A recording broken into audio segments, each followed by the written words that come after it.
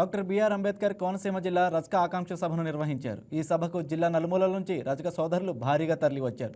AP రజక welfare development corporation chairperson Savitri అధ్యక్షతన జరిగిన సమావేశానికి ముఖ్య అతిథులుగా ప్రభుత్వ whip Mummidivaram MLA Datla Subbaraju, Amalapuram MLA Aithabathula Anandarao, శాసన మండలి మాజీ ఉపసభాపతి రెడ్డి సుబ్రహ్మణ్యం, మాజీ ఎమ్మెల్సీ దువ్వారావు రామారావు విచ్చేశారు.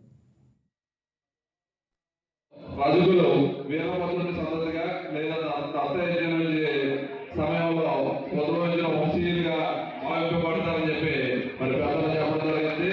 మరి చరిత్రలో రాజకీయ కులాలకు చేసిన ఐలమ్మ వంటి వీరనారీమణులు తొలి భూపోరాటంలో కీలక పాత్ర పోషించి సామాజిక న్యాయం చేసిన విషయం మనందరికీ కూడా తెలుసు.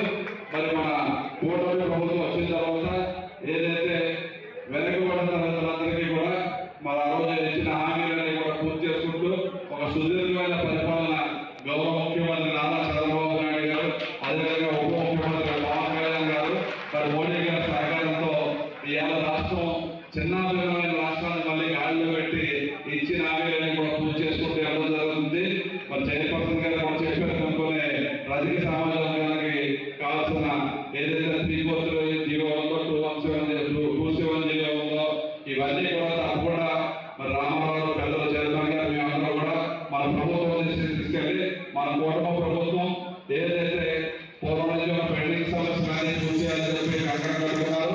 మన జిల్లా తరఫున మన నాయకులందరూ కూడా తప్పకుండా ఆయన దృష్టిలో పెట్టి మీకు మీ కమ్యూనిటీకి న్యాయం చేస్తామని తెలియజేసుకుంటూ మరి ఈ కార్యక్రమానికి పెద్ద ఎత్తున వచ్చేసిన మరి అందరికీ కూడా పేరు నమస్కారాలు.